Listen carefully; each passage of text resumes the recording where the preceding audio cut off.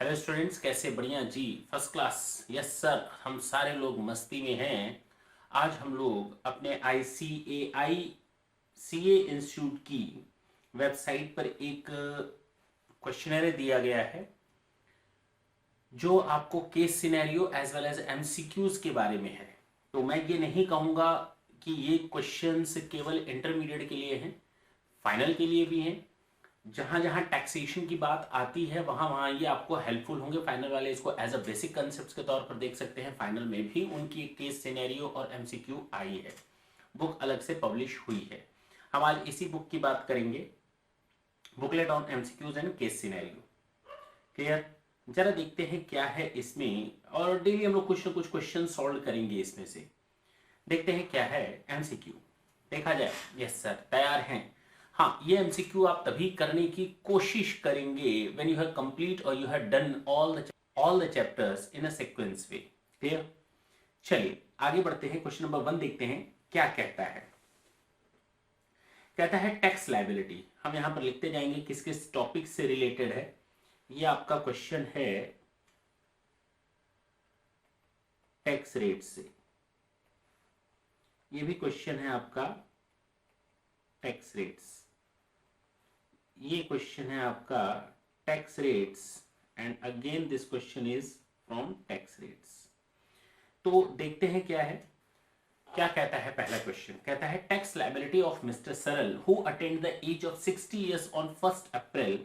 आप इसको 20 कर लेंगे, ठीक है ना, during the previous year, and doesn't opt for the provision of section 115 BAC। Individual के लिए ये अल्टरनेट टैक्स रेजिम आया है और कहता है वो इसमें नहीं गया, तो कोई मतलब नहीं, हमारे लिए कोई लेना देना नहीं है। On the total income of ₹5,60,000। अब कहता है कि जो मिस्टर सरल है उसकी जो एज है वो 60 ईयर्स हो चुकी है ड्यूरिंग द प्रीवियस ईयर। और अगर किसी एसएससी की एज 60 ईयर्स हो जाती है और वो पर्सन इंडिविजुअल है तो उसके टैक्स रेट्स अलग हो जाते हैं 60 ईयर्स प्लस में। ये मैंने लाइन कट कर दी है। अच्छा, कहता है उसकी टोटल इनकम जो है वो है 5,60,000। तो मान लेंगे ये टैक्सेबल इनकम के बारे में बोल रहा है, because no any other information is given about the deduction and all this. जहां पर टैक्सेबल इनकम के बारे में कुछ नहीं दिया वहां पर टोटल इनकम ही टैक्सेबल इनकम मानी जाती है, comprising of salary income and interest on FD। ठीक है, अब कहता है उसका टैक्स का वैल्यू बताओ। सर अब इतने क्वेश्चन हल्के हल्के करेंगे क्या हम लोग, देख लेते हैं।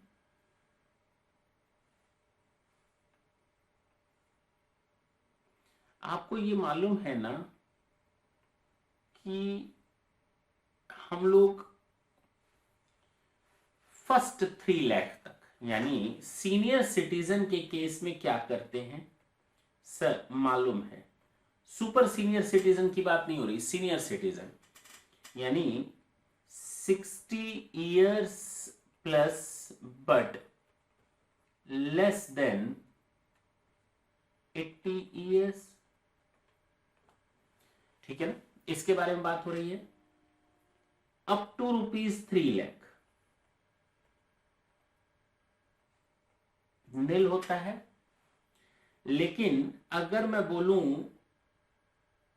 Above ₹3 lakh but up to ₹5 lakh, ये टैक्स लगेगा इस पर 5% के हिसाब से, यानी 2 लाख पर। The amount would come ₹10,000। अच्छा, रेस्ट इनकम है यहां पर इस क्वेश्चन में 20% के हिसाब से, यानी 60,000 बचा। टोटल कितना आ गया, प्लस सरचार्ज मालूम है आपको नील रहता है, प्लस HEC सीधे हम इसमें ऐड कर दे रहे हैं 4%, 880। ये है टैक्स लायबिलिटी। होप सो इसमें आपको कोई दिक्कत नहीं होगी। आंसर देखें कितना आ रहा है, ये आपका फर्स्ट आंसर है। क्वेश्चन नंबर 2 देखा जाए। यस सर, कहता है tax liability of Nirlip cooperative society doesn't opt to pay tax under section 115 BAD। ठीक है, हमें क्या करना है, तो हमारे लिए अच्छी, हम नॉर्मल टैक्स प्रोविजंस पे जा रहे हैं। टोटल इनकम है इसकी प्रीवियस ईयर 2021 में 90,000 है। तो फर्स्ट 10,000 पर टैक्स लगता है 10% के हिसाब से। और ये एसएससी कौन है, कोऑपरेटिव सोसाइटी। कौन सी है, कोऑपरेटिव सोसाइटी, 10,000 पर 10% के हिसाब से। फिर रेस्ट 10,000 पर 20% के हिसाब से। एंड अब बाकी जितनी भी इनकम बची वो सब 30% की कैटेगरी में आ जाएगी। कितनी बची, 90,000 में से 20 ऊपर वाला हटा दो। Now that comes out to ₹21,000। अच्छा, अब इसकी बात करते हैं, इस पे HEC ऐड कर लेते 4%। ये है आपका 24,960। ये आ गया टैक्स लायबिलिटी। अगर मैं आपसे बोलूं कि इसमें सरचार्ज कितना होगा, तो ये याद रखेंगे कि 1 करोड़ तक की इनकम पर सरचार्ज नहीं लगता कोऑपरेटिव सोसाइटी के केस में। अगर आपने टैक्स रेट्स पढ़ रखे हैं तो उसमें मैंने बताया था कोऑपरेटिव सोसाइटी के केस में टैक्स रेट्स 1 करोड़ तक अगर है तो वहां पर सरचार्ज नहीं लगेगा। अगर इनकम आपकी 1 करोड़ तक है तो वहां पर सरचार्ज नहीं लगेगा। यहां पर भी सरचार्ज नहीं लगा क्योंकि इनकम केवल 90,000 की थी। This is your second answer. The answer is D. चल सकते हैं आगे। What is the amount of marginal relief. Sir इसके बारे में आपने कुछ भी नहीं बताया था। चलिए कोई दिक्कत नहीं बताया तो आज यहीं पर कवर हो जाएगा। प्रॉब्लम कितने है, available to Sadvichar limited domestic company on the total income of 10 crore 3,50,000 तक की इनकम है। और अगर कोई कंपनी 10 करोड़ तक की इनकम कमाती है, 10 करोड़ तक की इनकम कमाती है, तो एक चीज याद रखेंगे, 1 करोड़ तक की इनकम पर कंपनी के केस में कहूं तो up to ₹1 crore no surcharge. लेकिन अगर मैं कहूं 1 करोड़ टू 10 करोड़ तो मैं कहूंगा 7% का सरचार्ज लगेगा। और मोर देन 10 करोड़ अगर होगा तो 12% के हिसाब से सरचार्ज लगेगा। ये डोमेस्टिक कंपनी की मैंने आपको टैक्स रेट्स पढ़ाते समय बात बता दी थी। अब मैंने रिवीजन भी करवा दिया। डोमेस्टिक कंपनी के केस में अगर सरचार्ज की बात होती है तो हम लोग को ये याद रखना पड़ेगा। अच्छा सर एक बात बताइए, ये तो ठीक है आपने बता दिया। अब इस क्वेश्चन में हम लोग मार्जिनल रिलीफ कैसे कैलकुलेट करेंगे, what is the meaning of marginal relief. पहले मैं आपको 2 मिनट बता दूं मार्जिनल रिलीफ होता क्या है। मान लीजिए मेरी इनकम, मैं कंपनी हूं, मेरी इनकम 1 करोड़ 50 लाख है। चलो 1 करोड़ 2 लाख है। मेरी इनकम अब 1 करोड़ 2 लाख है। अगर 1 करोड़ तक इनकम होती तो मेरे ऊपर सरचार्ज था निल। लेकिन जैसे ही 2 लाख रुपए इनकम बढ़ी तो हमारे ऊपर जो सरचार्ज लग गया वो लग गया 7%। बड़ी विपदा है भाई साहब इसमें। और अगर ये विपदा है तो इसका सॉल्यूशन ये है कि सर आप कैसे करेंगे कैलकुलेशन। 1 करोड़ पर इनकम टैक्स लगता है 30 लाख, कोई दिक्कत नहीं सर। और 30 लाख पर कोई सरचार्ज नहीं लगता, ये तो सर हमें भी मालूम है। सरचार्ज अगर मैं बोलूं निल, HEC आप सीधे सीधे 4% लगाते हो। तो HEC चाहे सरचार्ज का केस हो या ना हो, दोनों केस में लगता है। तो चाहे फर्स्ट ऑप्शन चाहे सेकंड ऑप्शन, दोनों केस में आपका सरचार्ज लगेगा, चाहे इनकम 1 रुपए की ही क्यों ना हो। लेकिन अगर मैं सरचार्ज की बात करूं तो फर्स्ट केस में निल है, जबकि दूसरे केस में देखो तो 1 करोड़ 2 लाख पर आपकी इनकम जो टैक्स बनेगा वो बनेगा 60,000, 30 लाख 60,000, 30% के हिसाब से। और सरचार्ज लग जाएगा 7%। तो 30 लाख 60,000, 30 लाख 60,000 का 7% हो जाएगा 2,14,200। अब एक बात बताओ ना, कौन ऐसा बंदा होगा जो गवर्नमेंट को कहेगा गवर्नमेंट गवर्नमेंट मैं ना 30 लाख से ज्यादा कमा रहा हूं, 1 करोड़ से ज्यादा कमा रहा हूं, मैं 1 करोड़ 2 लाख कमा रहा हूं। क्यों भाई सर, गलत क्या है इसमें? वो बोल सकता है 1 करोड़ 2 लाख। अगर वो बोल देता है 1 करोड़ 2 लाख, मेरी बात ढंग से समझें, तो 1 करोड़ के ऊपर इनकी इनकम बढ़ी कितनी, ये देखो ना। इनकम ऐड कितनी हुई सर? इनकम ऐड हुई 2 लाख की, इनकम बढ़ी 2 लाख, तो सोचो टैक्स कितना बढ़ना चाहिए? 2 लाख, 2,74,200। ये किस सिस्टम से आ गया कि इनकम 2 लाख की बढ़ती है तो टैक्स आपका 2,74,000 से इंक्रीज हो जाता है? अरे भैया 100% के बराबर आप टैक्स ले रहे हो। तो वो बंदा कहेगा माई बाप एक काम करो, हमसे ना 30 लाख 1 करोड़ पर तो पूरा पूरा टैक्स ले लो, प्लस उसके ऊपर मैंने जितनी भी इनकम अर्न की है ना वो हमसे ले लो, हमें सरदर्द मत दो।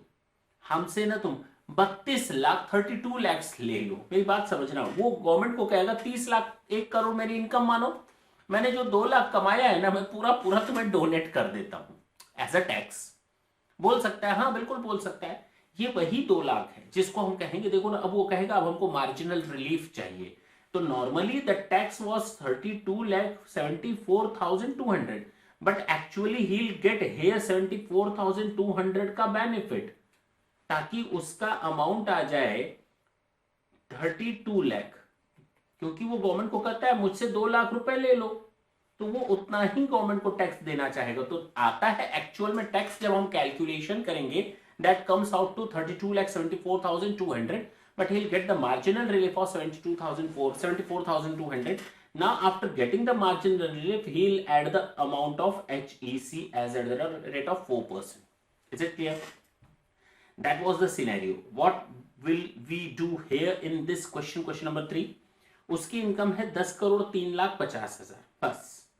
और प्रीवियस ईयर में 18-19 आपको मालूम है, कहा गया है कि अगर किसी कंपनी की इनकम मतलब कंपनी की जो इनका टर्नओवर है प्रीवियस ईयर 18-19 में 400 करोड़ से अधिक होगा, तो उस पर जो आपको मैंने टैक्स रेट में बताया है, मैं उम्मीद करता हूं आपको ये मालूम है। लेकिन चूंकि इसकी इनकम या टर्नओवर आप कह सकते हैं, इन टर्नओवर 450 करोड़ से, which is in excess of rupees 400 crore.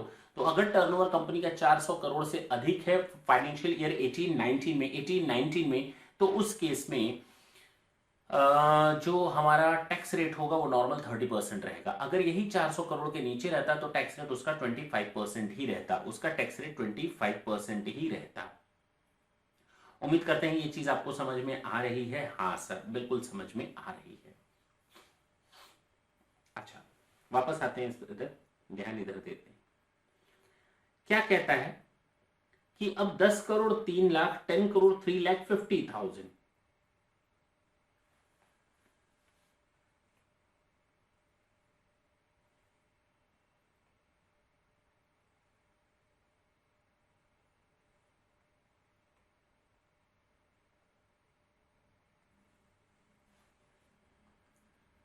Tax on ₹10 crore, tax on ₹10,03,50,000।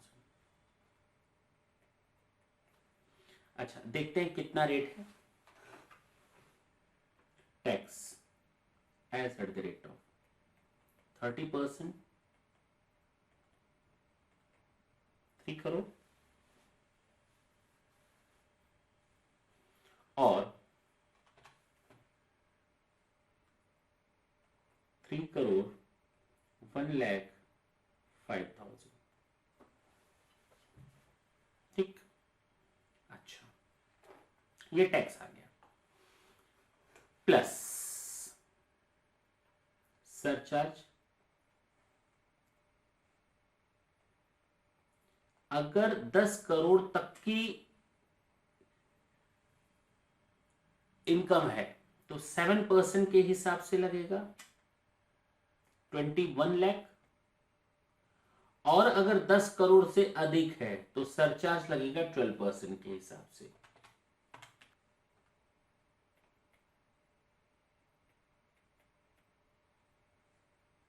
ये सरचार्ज हो गया। अच्छा जी, अगर जोड़ा जाए, ऐड किया जाए तो 3 करोड़ 21 लाख यहां पर बनता है और यहां पर आ जाएगा 3 करोड़ 37 लाख 17,600।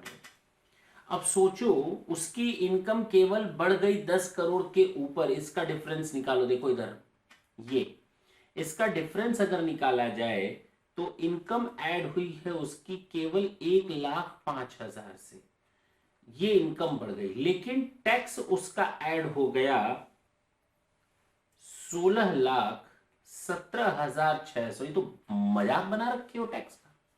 1 लाख रुपए की इनकम बढ़ने से 16 लाख का टैक्स बढ़ जाता है क्या? इनकम पूरा ले लो ना।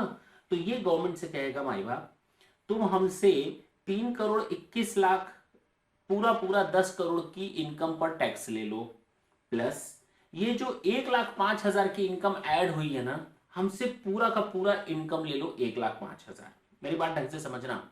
इसका मतलब instead of paying an extra amount of 16,17,600, he'll pay he'll pay only 3 crore 21 lakh plus 1,05,000, और यू कैन से वो टोटल अमाउंट ऑफ टैक्स ले देगा कितना? 3 करोड़ 22 लाख 5,000। अरे बोलो ना, विद सरचार्ज ये देगा। अच्छा, डिस्काउंट कितना ले लेगा, मींस मार्जिनल रिलीफ कितना लेगा? 15,12,600। ये है आपका marginal relief. Okay, got it. मैंने यहां प्लस किया है ना, आप ना यहां प्लस करेंगे ना, 3,50,000। अब वो गवर्नमेंट से कहेगा भैया तू हमसे ना सीधे सीधे 3,50,000 पूरा पूरा ले लो, दिक्कत क्या है तुमको? हाँ भाई, 3,50,000 पूरा पूरा ले लो। यानी वो पूरा टैक्स कितना पे करना चाहता है? 3 करोड़ 24,50,000। वो कहता है 3 करोड़ 21 लाख ले लो 10 करोड़ पर, और उसके ऊपर की जितनी इनकम मैंने कमाई है 3,50,000 ले लो ना भाई साहब। यानी वो 3 करोड़ का टैक्स पे करना चाहता है, जबकि उसका जो एक्चुअल में टैक्स आ रहा है 3,37,17,600। बाकी वो क्या ले लेगा सर? डिस्काउंट ले लेगा ना। तो कितने का डिस्काउंट ले लेगा? 12,67,600। अब वो टैक्स पे करेगा 3,24,50,000। That's it. ये उसकी मार्जिनल रिलीफ है। ठीक है,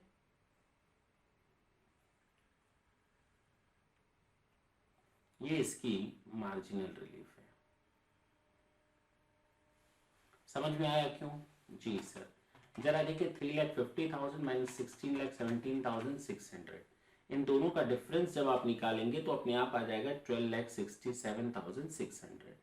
ऐसे भी निकाल सकते हैं सीधे सीधे marginal relief.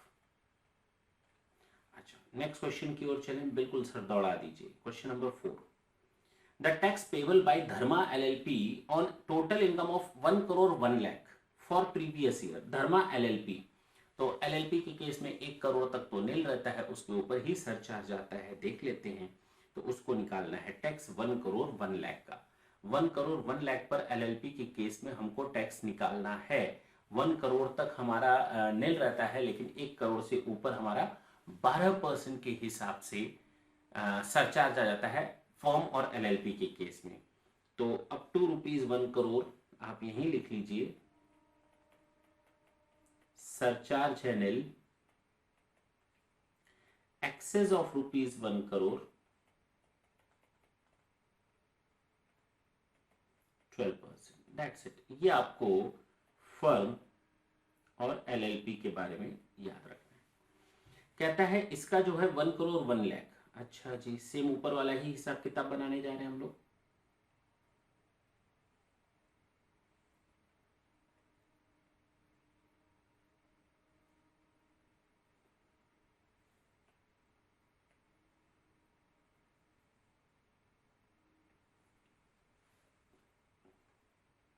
Total income ₹1 crore, total income ₹1 crore 1 lakh. अच्छा,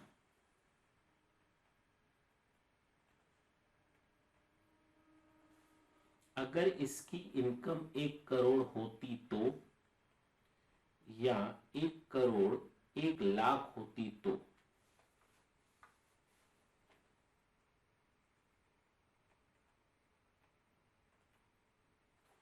कहता है कि इस पर टैक्स रेट तो लगेगा 30%,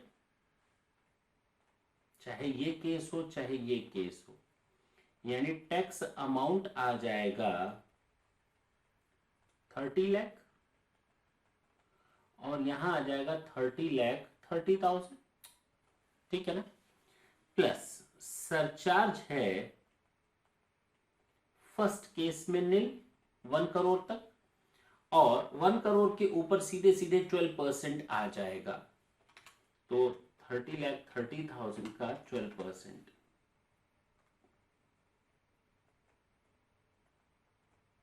ये अब जरा देखो ना, क्या नाइंसाफी है। यहां पर टोटल टैक्स बन रहा है 30 लाख, यहां बन रहा है 33,93,600। अगर डिफरेंस निकालो तो इनकम ऐड हो रही है केवल 1 लाख की, जबकि टोटल टैक्स बढ़ जा रहा है 393,600। कितनी अजीब बात है, 1 लाख की इनकम बढ़ने पर 393। तो भैया सामने वाला कहेगा गवर्नमेंट को 1 करोड़ तक का हमारा टैक्स पूरा ले लो सरचार्ज के साथ, प्लस प्लस हम आपको इनकम ऑफर कर दे रहे हैं पूरी पूरी, जितना भी मैंने कमाया 1 लाख वो पूरा आप हमसे ले लो, यानी वो इसकी मार्जिनल रिलीफ मांगेगा। 293,600 की क्या मांगेगा, marginal relief.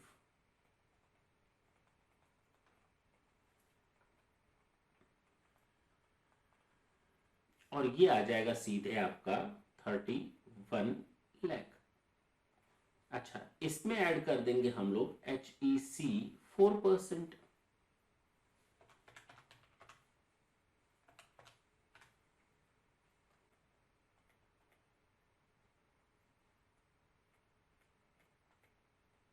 Total tax liability. अब ये देखो क्वेश्चन में पूछा क्या है, इस क्वेश्चन में पूछा है मार्जिनल रिलीफ, शायद नहीं, tax payable. Tax payable 1 crore 1 lakh पर आ गया, इसका कितना 32,24,000 है कहीं, क्या दिक्कत है भाई, आ तो गया आंसर, कितना सिंपल है। ये क्वेश्चंस आपके थे टैक्स रेट से रिलेटेड। जो क्वेश्चन नंबर 5 है ना, ये डीम्ड इनकम से रिलेटेड है, या आप कह सकते हैं अनएक्सप्लेन्ड इनकम।